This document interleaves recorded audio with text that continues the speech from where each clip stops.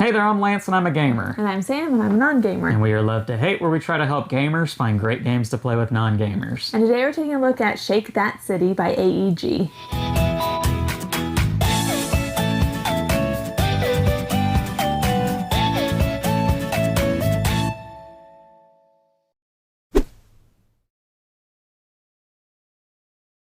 Shake That City was a game that AEG came to Kickstarter with last year, and I got to try it at Gen Con 2022, so last year. This is a game that I backed on Kickstarter. This is not a review copy, it's our own purchase copy. And so that might tell you a little bit about what I thought about it, that I liked it enough when I demoed it that I wanted to back it. But it's a game in which you are going to be drafting tiles to build a city based off of what comes out of a device that's going to have cubes drop out of it. It's a pretty unique thing, pretty cool. Let me show you how that works and how the game plays at the table down below, and then we'll come back and share thoughts on it as a gamer and non-gamer. All right, I have Shake That City on the table. Let me show you guys how this cube placement game is going to work. And with this game, you are going to have player boards for each player, as well as tiles that you're going to arrange around the outside of the player boards, or at least on the top left corner of one player and down the side. And you're going to have this arrangement be made up for one player, and you are going to copy that arrangement, that exact arrangement, for every other player. That's why I have another player board over here, and you can see that the tiles around that player board exactly match the arrangement of the tiles that I have here on my player board. And if there were other players in the game, they would have their player boards set up exactly the same way, regardless of whatever side of the table you're sitting on or where your player board is in front of you. So this player may be sitting over here on this side, but their player board is still going to look exactly like how I have mine. And that's just how you do it with this game. Now, you also have a really cool shaker device that we're going to put these cubes in the shaker device. And there's a little cutout hole here. You can put all the cubes up here on this platform and then push all the cubes into the shaker device, and like so it will hold all of the cubes in there. You go ahead and give it a good shake, and now we've got all the cubes in here. And what this device is going to do, it's really pretty cool. You're going to press this button right here, and you do want to make sure that you have it on a flat surface such as the table, and you'll press the button and then release, and if it works correctly, then 9 cubes in a 3x3 grid should fall out exactly like you see there. You do also have some tiles that represent the different buildings in the game. This tray does not come with the game. If you want more details on that tray, check the description down below. And then you have a round tracker over here. Now, how this game is going to work, you'll do exactly what I did just there at the beginning of every round, and the game lasts 15 rounds, and one player will be the active player for that round. That player will declare one of the colors that has come out of the shaker box here. So for instance, I might say blue, and in this arrangement we have a blue here, a blue there, and a blue there on the corners, the 3 corners right here. And so I would take 3 blue tiles, because there were 3 blue cubes, and I would select somewhere within my city to arrange the tiles exactly how they are found in that grid. So for instance, I might place one there, one there, and one there, because that is the exact arrangement as we see it in this grid. Now, you are not allowed to rotate or flip or mirror the image of how they show up in this grid. So in other words, I could not do that, nor could I do that. You have to do it exactly as you see it in this grid. Now, whichever color the active player selects, all the other players are not allowed to select. They will have to select one of the other colors that is found in the grid. So for instance, maybe this player over here selects black, in which case they would take 2 black tiles and they would place them exactly as they are seen in this grid. So maybe they place them right here like such. Now, there are a couple of other rules about placing your tiles on your board. You cannot make it so that one of the tiles or one of the cubes in the arrangement hangs off outside of the board. You cannot do that. all of the tiles in the arrangement for the color you select have to be somewhere in your city. And you cannot place a tile on top of a tile that was already there. That's not allowed. But in other ways, that's pretty much the rules for how you place your tiles. And that's all there is to this game. You are going to repeat that process till you get to rounds 13, 14, and 15. And as you can see, they're colored differently than the other rounds, and that is because it doesn't matter what the active player picks. All the players can pick whatever color they want to out of this arrangement. So what on earth are you trying to do with these different tiles? Well, each colored tile has a different way to score. And this board over here reminds you of that. The gray tiles are the roads for your city, and you are trying to connect them to the outside edge of your city, and you can see that it is a gray color, the outside edge, and that just simply means that this is all roads, and you are trying to make your roads go from your city to the outside and connect in a continuous path. And you'll get 1 point for every road that does that. Now, you don't get a continuous path by touching on the corners here. You do need to touch a flat side. And so tiles that don't touch the outside edge in some manner, in some connected pathway, are not going to score you any points. Green tiles are going to score 1 point if they are touching a red tile and another point if they're touching a black tile. You only get 1 point for each, no matter how many reds or how many blacks are touching the green tile. Black tiles will work in a similar manner. They are going to get 1 point for every black tile that they are touching and 1 point for every gray tile that they are touching. And again, you only get 1 point no matter how many blacks or how many gray tiles that black tile is touching. Now, the blue tiles are pretty fun. I like them. You will get 1 point for placing them in this green ring here. You'll get 2 points for placing them in this brown ring, and you will get 3 points if they are in the center of your city or the downtown area. Now, you only get those points, though, if they are adjacent to a road. And remember, the outside edge is a road, so just placing it on the outside green ring is automatically going to get you the point because it's adjacent to a road. But I would need to have a road adjacent to this downtown building, and not just any road, but it's a road that has to in some manner connect to the outside edge. So this would score me 3 points because it's adjacent to this road, which I can connect to the outside edge. Now, red tiles, those are your residential areas, and they are going to score you 2 points for their grouping. And you really don't want large groupings because you'll get 2 points for just having one red tile, and you would get 2 points for having any more red tiles connected to that. The most you get is 2 points, so you really don't want to group them up. You want to spread them out like so, but you will lose the points that you would score if they are adjacent to black tiles. So you don't want to put your red tiles next to black tiles because this is the industrial park area, and you don't want to have a house next to an industrial park. That's not good. And so that's how you're going to score your tiles for where you place them, but you also get points for these tiles on the outside edge. Now, each of these are going to require you to do one of two things, and you can see that they're pointing to 2 rows or 2 columns depending on which side they're on. So for instance, this tile right here is saying if you can get 4 blue tiles in this column, then you could flip this tile over and you'll score 3 points at the end of the game. Alternatively, if you just fill up this column with any tiles, as long as it's completely filled, then you could flip the tile over. And the rest of the tiles are going to work very similar. You want 4 greens in this one, 4 of a different kind in this one, and then looking on this side, now we're looking at the rows, 4 reds, 4 grays, 4 blacks. Now obviously your arrangement will look different when you play this because it's going to be randomized every time, but that's how these tiles work. Now the corner is a little bit different. You are trying to get 2 of every different type, and then when you've gotten that anywhere in your city, you can flip this over, and that's worth 3 points as well. And that's all there is to this game. You play 15 rounds. Whoever has the most points at the end is going to be the winner.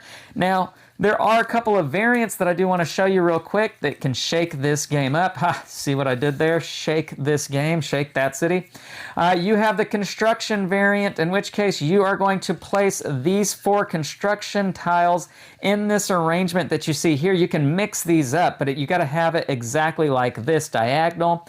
And what you're trying to do with these are going to take up these spaces within your city until you are able to make the connection that you see on each of these tiles. So in other words, I need a blue and a green that are adjacent to each other anywhere within this city, and I can take this tile off.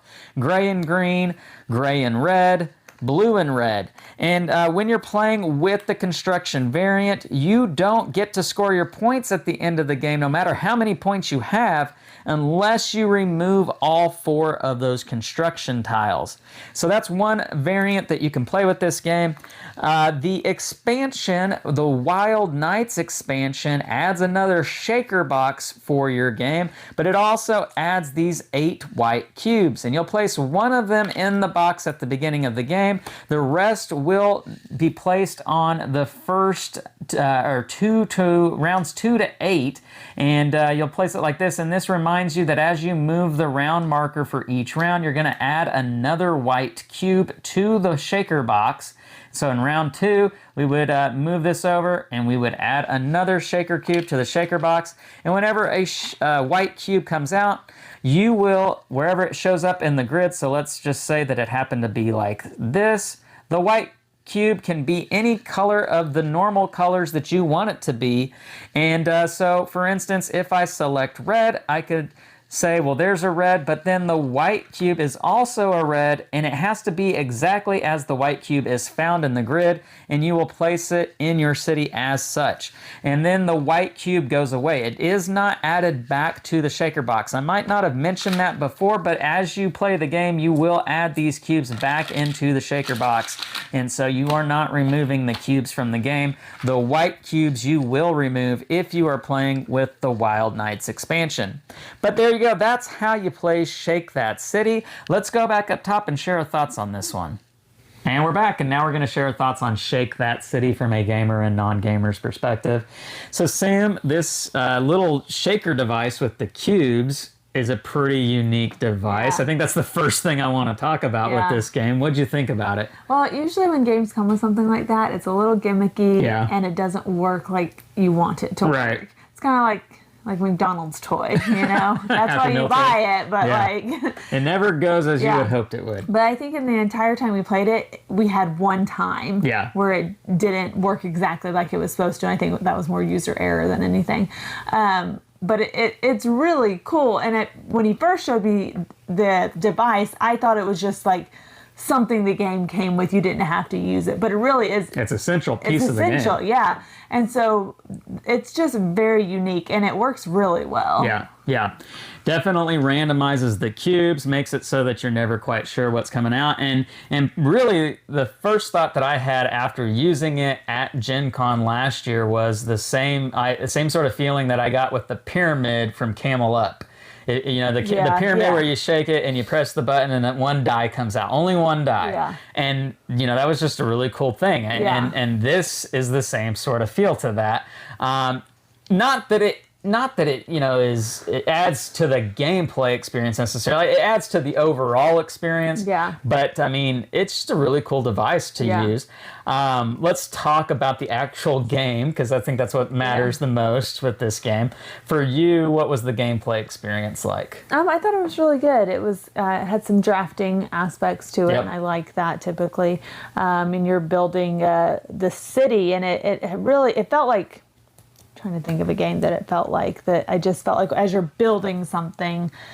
Well, to me, it had the same sort of vibes as like a downtown farmer's market or Phi, or however you pronounce the FYFE, the game that we've reviewed before. Yeah. You know, those type of games where you've got a grid and you can only fit so many things in, and once you put something there, it stays there. Yeah. You know, it's that same sort of vibe, the tiling, city building type of game. And I like that. I like that feeling. You're both building your own thing, so he's not messing mine up. But it does depend on what you're drafting. It does depend on what your individual goals are.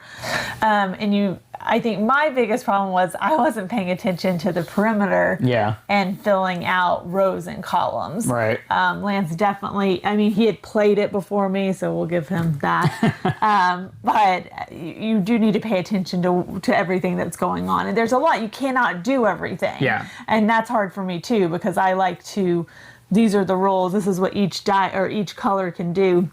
I'm going to try to do it all, and you can't. Yeah, right. But I think it's a game that that so often, and we've said this in other videos, so often in games like this, it feels like 2/3 into it or 3/4 of the way into it, you experience that heartbreak where you start to realize I'm failing at everything, or like I'm maybe only meeting 1 or 2 goals and I'm missing everything else. And I don't know. I just did not experience that as heavy with this game. You were winning. Well, okay, but what I mean by that is that I feel like there's the sense of I can still hit a lot of these goals until the very last turn. Yeah. And so if there is going to be a heartbreak, it's not going to be until just right at the very end. Yeah. And that's why I like this game maybe more so than some of those other ones, because it just sort of feels like it still gives you hope. It still gives you hope. Like, it doesn't come with the crushing blow like some of those other ones do. I don't know if that's my way of playing the game, or if there is something about this game that makes it so that you don't have that happen until way later in the game. But I like the goals. I think the tiles are interesting as they score and where they need to be adjacent to other ones, and other ones don't want to be adjacent to other ones. And so, and it's not a huge board. It's what is it, a 5x5 grid? So it's not like you've got all the space in the world. You got to make tough choices. But I think they're compelling choices. Let's get to pros and cons for Shake That City. So for you, Sam, what are the things that stood out to you that work well as a non-gamer? I mean, the devices. It's cool. It's cool. I really liked it. It does make you want to play the game, because you're like, I want to see how this works. I want to see how this plays out. And then I like the mechanics of all of it. I like the drafting and the building and all that stuff. And I just think that it's simple enough for a non-gamer, but I think it's interesting and fun enough for a gamer. Okay. Yeah, I would agree with that. I think the learning curve, the strategic concept with this particular game is not large at all. But it is still compelling and interesting enough of a game that me as a gamer, I'm going to be invested and want to play it with you. So I would agree with that. I think that as we've said, that the way the board is designed, the way the tiles work off of one another leads to some interesting choices from beginning to end with this game. And so I didn't ever get the feeling that, for myself, I don't want to speak for you, but I never got the feeling that there was a dull period in the game. Like every round was an interesting choice. So anything about it that doesn't work for you? I will say, as someone who's dyslexic, that seeing the grid and seeing where that color is, and then having to transfer that idea to the board was a little bit difficult. Nothing can be done about that. It just is what it is. But you're looking at those colors, and I kept wanting to move the cubes, and Lance had to keep like, no, the cubes stay there. But you have to look at it and then make sure that they're the same distance apart, and that was a little bit difficult, and I can see that being hard, maybe for kids. What's the age range? 10 plus? Yeah, probably accurate. Our 9-year-old was also dyslexic, so I don't know how difficult that would be for her. And then other than that, I kept just forgetting about the perimeter and those goals. And again, that's more of a player problem than a game problem. Yeah, I think going back to what you said about the cubes and the layout, this is unique in that you can't alter the layout in any way. Yeah. Like you can't flip it, you can't rotate it, you can't mirror it, you can't do anything. However it looks as it comes out of the device and near is the exactly end of the game, how you have to put it on your board. It does get more difficult. Yeah, for sure. You have to make good choices. So for me, maybe the biggest con that I have with this particular game, I'm not a huge fan of the artwork or the way that it looks. Yeah. It looks a little prototypey to me. It looks like maybe the artwork wasn't completely finalized. And so just the way the tiles look, and I know they're buildings and they're meant to make it look like a city, and the colors are supposed to match the cubes, but overall it just sort of feels like a little basic. A little basic, yeah. Like maybe they could have done a little bit more as far as that goes, a little flashier. I feel like they put everything on that device, and that was where the flashiness was put into as the device. But that's a minor nitpick. All right, scale of 1 to 10, love to hate. Where does Shake That City come in for you? I really liked it. I'm trying to be reasonable. Okay, all right. I think I'd give it a solid 8. Okay, yeah, you liked it a lot then. Yeah. How come? I think the mechanics just really worked. I think those are mechanics that I enjoy, and so, and again, it's you're working on your own thing. So there's not the constant competition. It's kind of like you find out at the end who won. I like that. I think a non-gamer can appreciate that a little bit, because if you find out that you're losing halfway through, your momentum kind of dies. So you're working and you're so focused on what you're doing that you don't have time to necessarily focus on what they're doing. Okay. And there's nothing I can really do to make sure I can take the colors that he's looking for, but our grids look so different that doesn't always happen either. You really just have to do your best and see who wins at the end. Okay, yeah. For me, I think, this is a game that is gonna be definitely geared towards families, casual gamers. It's not a heavy game, and it's not a game that's going to provide tons of depth. So if you have that mindset and you're looking for a game that you can play with that crowd of people, I think this is a perfect type of game. Yeah. And I think the device being, gimmicky, but it's still essential to part of the game, is going to entice people to want to sit down and check that out. Yeah. And so it's going to get the energy for people to want to play it. And that's a huge hurdle when we're talking about gaming with, that kind of crowd. And so I think it hits the marks in that regard. I'm going to give it a 7.6. I think it's a game that I enjoy, and I will gladly sit down and play it with Sam and have a great time playing it with my kids. I don't know if I'm going to sit down and play it with hardcore heavy gamers. I just don't know that that's the crowd that it's really aiming for. But for that particular crowd, I think it's a home run. I think it's a great game to play with that particular crowd. So the game is Shake That City. It is from AEG Games. Interesting little game with a really cool cube dropper device. So leave us some comments down below. Let us know what you think about this particular game. Make sure to like and subscribe and push that bell button so you get notifications of all our new content. I'm Lance. I'm Sam. And we are Love to Hate, where we try to bridge the gap between gamers and non-gamers. We'll catch you next time.